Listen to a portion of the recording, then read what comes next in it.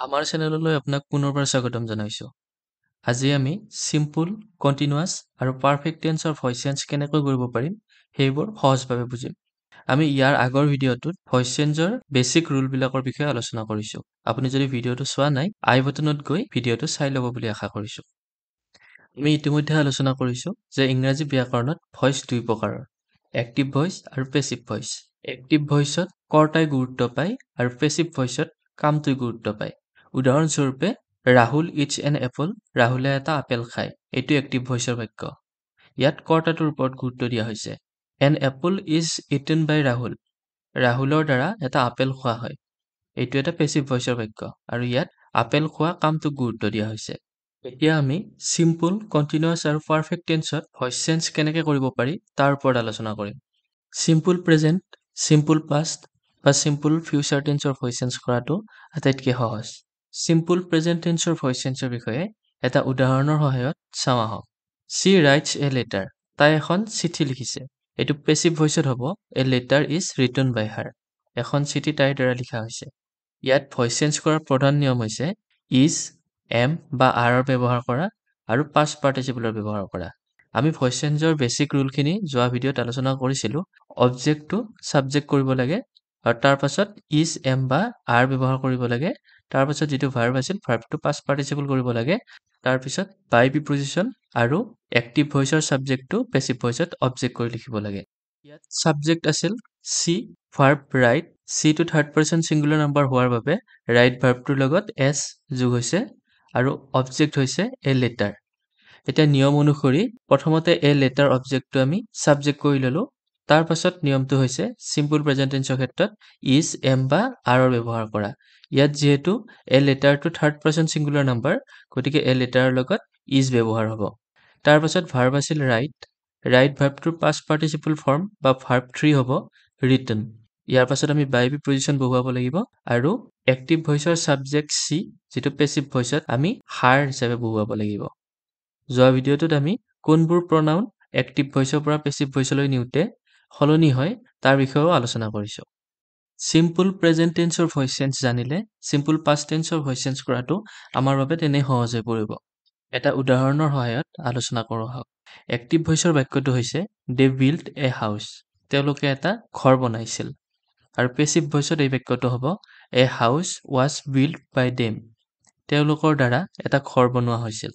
চিম্পুল past টেন্সৰ voice change কৰাৰ ক্ষেত্ৰত গুৰুত্বপূৰ্ণ ৰুলটো হৈছে ৱাজ বা ৱেৰৰ ব্যৱহাৰ কৰা আৰু ভাৰ্বৰ পাষ্ট পাৰ্টিচিপল ফৰ্ম ব্যৱহাৰ কৰা। আমি জানো যে ভইচ চেঞ্জ কৰিব লাগিলে প্ৰথমতে আমি অবজেক্টটো ছাবজেক্ট কৰিব লাগিব। দে বিল্ড এ হাউচ, এই বাক্যটোত অবজেক্ট আছিল এ হাউচ, গতিকে পেছিভ ভইচত এ হাউচটো ছাবজেক্ট হৈ বহিব। এ হাউচটো থাৰ্ড পাৰ্চন ছিংগুলাৰ নাম্বাৰ হোৱাৰ বাবে ইয়াৰ লগত ৱাজ বহিব। তাৰ পাছত ভাৰ্বৰ পাষ্ট পাৰ্টিচিপল ফৰ্ম বহিব। ইয়াত মূল ভাৰ্বটো হৈছে বিল্ড আৰু বিল্ডৰ পাষ্ট পাৰ্টিচিপল হ'ব বিল্ড, গতিকে আমি লিখিব লাগিব এ হাউচ ৱাজ বিল্ড। তাৰ পাছত বাই প্ৰিপজিশ্যন বহুৱাব লাগিব আৰু এক্টিভ ভইচৰ ছাবজেক্টটো ইয়াত অবজেক্ট হিচাপে লিখিব লাগিব।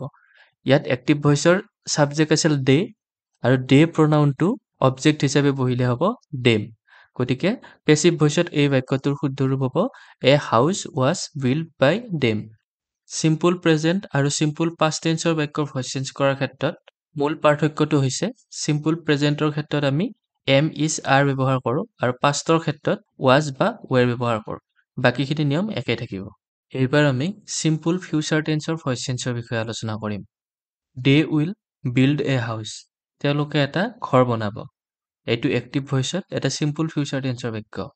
এই বাক্যটো আমি পেছিভ ভইচত লিখিলে হ'ব a house will be build by them, তেওঁলোকৰ দ্বাৰা এটা ঘৰ সজা হ'ব।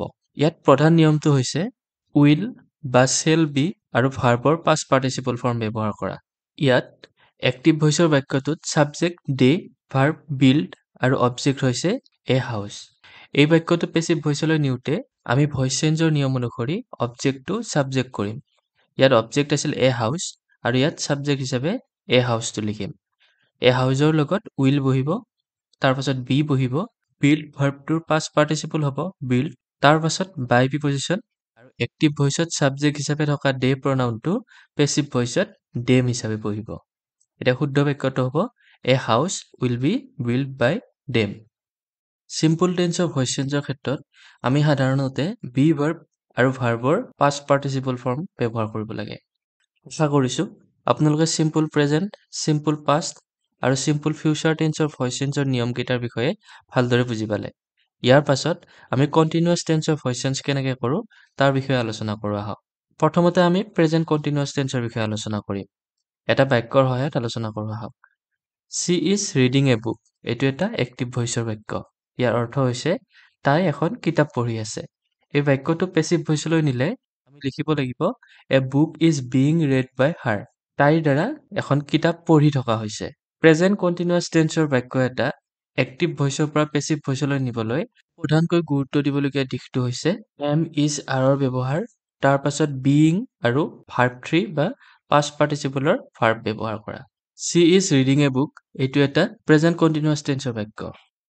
এইখিনিতে এটা কথা মন কৰিবলগীয়া, আমি ভইচ চেঞ্জ জানিবলৈ হলে প্ৰথমতে বাক্যটো কি টেন্সত আছে সেইটো বুজি পাব লাগিব। আপুনি যদি টেন্সৰ বিষয়ে অধিক জানিব বিচাৰে তেনেহলে ডেসক্ৰিপচনত থকা টেন্সৰ প্লেলিষ্টত গৈ টেন্সৰ বিষয়ে জানিব পাৰিব।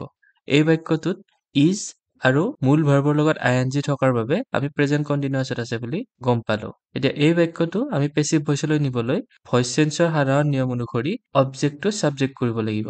এই বাক্যটোত অবজেক্ট হৈছে a book, গতিকে এই বুকটো আমি পেছিভ ভইচত সাবজেক্ট হিচাপে লিখিম। এই বুকটো থাৰ্ড পাৰসন সিঙ্গুলাৰ নাম্বাৰ হোৱাৰ বাবে ইয়াৰ লগত is বহিব। ইয়াৰ পাছত being লিখিব লাগিব আৰু ভাৰ্বৰ পাষ্ট পাৰ্টিসিপল ফৰ্ম লিখিব লাগিব। আমি জানো যে read ভাৰ্বটোৰ পাষ্ট পাৰ্টিসিপলতো read লিখিব লাগিব, কিন্তু উচ্চাৰণ কৰোতে আমি readটোক read বুলি উচ্চাৰণ কৰো। এতিয়া পেছিভ ভইচত বাক্যটো হ'ব a book is being read by her. তাইৰ দ্বাৰা এখন কিতাপ পঢ়ি থকা হৈছে। প্ৰেজেন্ট কন্টিনিউয়াছ টেন্সৰ দৰে পাষ্ট কন্টিনিউয়াছ টেন্সৰ ভইচ চেঞ্জ কৰোতে আমি am is are সলনি was বা were বহুৱাব লাগিব। They were watching a movie. তেওঁলোকে এখন চিনেমা চাই আছিল। এক্টিভ ভইচৰ এই বাক্যটো পাষ্ট কন্টিনিউয়াছ টেন্সত আছে। এই বাক্যটো আমি পেছিভ ভইচলৈ নিবলৈ গুৰুত্বপূৰ্ণ নিয়মটো হৈছে was বা were, being আৰু verb 3 বা past participle verb ব্যৱহাৰ কৰা। এতিয়া এই বাক্যটো পেছিভ ভইচলৈ নিউতে আমি যিহেতু ইয়াত অবজেক্ট a movie, পেছিভ ভইচত a movieটো আমি সাবজেক্ট হিচাপে ব্যৱহাৰ কৰিম। a movieৰ লগত was বহিব, লগত being আৰু ইয়াত যেহেতু ভাৰ্বটো আছিল watch ভাৰ্বটো past participleত লিখিব লাগিলে ইয়াৰ লগত ed যোগ হ'ব। তাৰ পাছত আমি by preposition বহুৱাম আৰু they এক্টিভ ভইচত সাবজেক্ট আছিল, ইয়াত পেছিভ ভইচত অবজেক্ট হিচাপে বহিলে them হৈ বহিব। শুদ্ধ বাক্যটো হ'ব a movie was being watched by them. লোকৰ দ্বাৰা এখন চিনেমা চাই থকা হৈছিল। At being to show that the action was happening. আমি কামটো চলি থকা বুজাবৰ বাবে ইয়াত being ব্যৱহাৰ কৰো। কন্টিনিউয়াছ টেন্সৰ বাক্য এটা এক্টিভ ভইচৰ পৰা পেছিভ ভইচলৈ পৰিৱৰ্তন কৰোতে এটা মনত ৰাখিবলগীয়া গুৰুত্বপূৰ্ণ কথা হৈছে if there is ing in active, we use being in passive. অৰ্থাৎ যদি এক্টিভ ভইচত ভাৰ্বৰ লগত ing থাকে তেনেহলে আমি পেছিভ ভইচত being শব্দটো ব্যৱহাৰ কৰিব লাগে। In general, future continuous tense does not have a passive voice. সাধাৰণতে future continuous tenseৰ passive voice নাথাকে। সেইবাবে আমি এই ভিডিঅ'টোত future continuous tenseৰ বিষয়ে আলোচনা নকৰো। Simple আৰু continuous tenseৰ পাছত এইবাৰ আমি perfect tenseৰ voice changeৰ বিষয়ে আলোচনা কৰিম। Perfect tenseৰ voice change কৰিবলৈ আমি have, has, been আৰু verb 3 ব্যৱহাৰ কৰিব লাগে। এটা উদাহৰণৰ সহায়ত আলোচনা কৰো আহক। এক্টিভ ভইচৰ বাক্যটো হৈছে I have finished the work. মই কামটো শেষ কৰিলো। এই বাক্যটো পেছিভ ভইচলৈ নিবলৈ ইয়াত অবজেক্টটো আমি সাবজেক্ট কৰিব লাগিব। ইয়াতে অবজেক্ট হৈছে the work. The work has লগত been, তাৰ পাছত verb 3 বা ভাৰ্বৰ past participle, ইয়াত যেহেতু verb finish, গতিকে finish ভাৰ্বটোৰ past participle finished হ'ব। তাৰ পাছত by preposition আৰু সাবজেক্টটো অবজেক্ট হ'ব। ইয়াত এক্টিভ ভইচত সাবজেক্ট আছিল I আৰু I টো পেছিভ ভইচত অবজেক্ট হিচাপে ব্যৱহাৰ হলে me হিচাপে ব্যৱহাৰ হ'ব। ইয়াত আপোনালোকে লক্ষ্য কৰিব যে এক্টিভ ভইচৰ বাক্যটো প্ৰেজেন্ট পাৰফেক্ট টেন্সত কিন্তু ভাৰ্বটো পাষ্ট পাৰ্টিসিপল ফৰ্মতে থাকে। প্ৰেজেন্ট পাৰফেক্টৰ পাছত আহিব পাষ্ট পাৰফেক্ট টেন্স।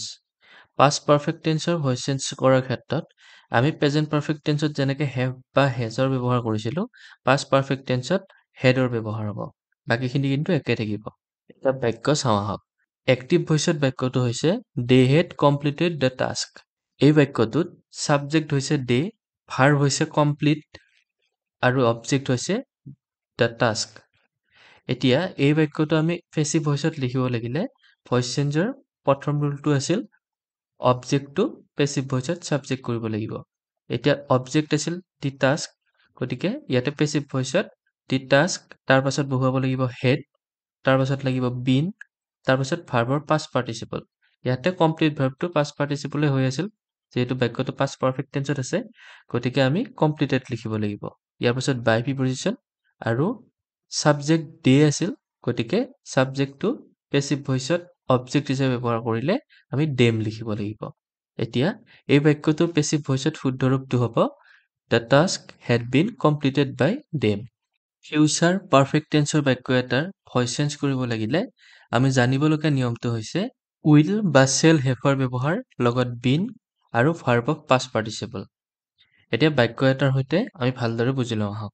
এক্টিভ ভইচত বাক্যটো হৈছে she will have written a book। ইয়াত she হৈছে সাবজেক্ট, write হৈছে ভাৰ্ব, ইয়াতে পাষ্ট পাৰ্টিচিপল ফৰ্মত বহিছে, গতিকে ৰিটাৰ্ণ হৈছে, আৰু a book হৈছে অবজেক্ট। আমি ভইচ চেঞ্জ কৰিলে সদায় সাবজেক্ট, ভাৰ্ব আৰু অবজেক্টটো প্ৰথমতে বাছি উলিয়াব লাগে। এতিয়া পেছিভ ভইচলৈ নিওঁতে ভইচ চেঞ্জৰ প্ৰথম ৰুলটো আছিল যে আমি এক্টিভ ভইচৰ অবজেক্টটো পেছিভ ভইচত সাবজেক্ট হিচাপে বহুৱাব লাগে। এতিয়া এই বুকটো আমি সাবজেক্ট হিচাপে বহুৱালো।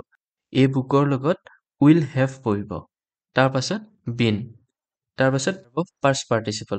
ইয়াতে ৰাইট ভাৰ্বটো পাষ্ট পাৰ্টিচিপল হৈ আছিল এক্টিভ ভইচটো, ৰিটাৰ্ণ হয়, গতিকে ইয়াতেও আমি ৰিটাৰ্ণ লিখিব লাগিব।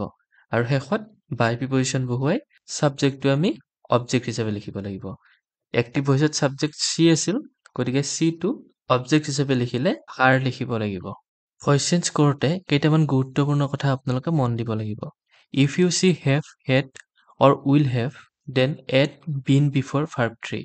যদিহে আপুনি এক্টিভ ভইচৰ বাক্যটোত হেভ, হেড বা উইল হেভ দেখে, তেনেহ'লে পেছিভ ভইচৰ ভাৰ্ব 3 আগত বা ভাৰ্বৰ পাষ্ট পাৰ্টিচিপলৰ আগত বিন ব্যৱহাৰ কৰিব লাগিব। In passive, been is the magic word in perfect tenses. Perfect টেন্সৰ যিকোনো বাক্য পেছিভ ভইচলৈ নিওঁতে আমি বিন ব্যৱহাৰ কৰিব লাগিব। বাক্যটোত যদি সাবজেক্টটো ইম্পৰ্টেণ্ট নহয়, তেতিয়াহ'লে পেছিভ ভইচত সাবজেক্টটো উজ্জ্ব থাকে। সাধাৰণতে এক্টিভ ভইচৰ সাবজেক্টটো পিপল, চামৱান, এনিৱান, এভৰিৱান আদি হ'লে পেছিভ ভইচত সেইবোৰ উজ্জ্ব থাকে। দে, উই, ইউ আদি এক্টিভ ভইচৰ সাবজেক্ট হ'লে সেইবোৰ সাধাৰণ অৰ্থত ব্যৱহাৰ হৈছে নে বিশেষ অৰ্থত ব্যৱহাৰ হৈছে চাব লাগে। সাধাৰণ অৰ্থত ব্যৱহাৰ হ'লে পেছিভ ভইচত সেনেবোৰ সাবজেক্ট উজ্জ্ব থাকে। এনেকুৱা ধৰণৰ বাক্যৰ ভইচ চেঞ্জ কৰিবলৈ আমি ইয়াৰ পাছৰ ভিডিঅ'টো শিকিম। এতিয়া এই ভিডিঅ'টো চাই আপোনালোকে কিমানখিনি শিকিব পাৰিলে চাওঁ আহক। চেঞ্জ দিছ চেণ্টেন্স ইনটু পেছিভ ভইচ। এই বাক্যটো পেছিভ ভইচলৈ পৰিৱৰ্তন কৰক। দি টিচাৰ হেজ গিভেন আছ হোমৱৰ্ক। এই বাক্যটোৰ পেছিভ ভইচত নিলে কি হ'ব আপুনি কমেণ্টত জনাব। আজিৰ ভিডিঅ'টো আমি ইমানতে শেষ কৰিছোঁ। আজিৰ ভিডিঅ'টোৰ ওপৰত আপোনাৰ কিবা ক'বলগীয়া থাকিলে আমাক কমেণ্ট কৰি জনাব। আমাৰ ভিডিঅ'ৰ আপডেট পাই থাকিবলৈ আপুনি আমাক ফেচবুক বা ইনষ্টাগ্ৰামত ফ'ল' কৰিব পাৰে। ধন্যবাদ।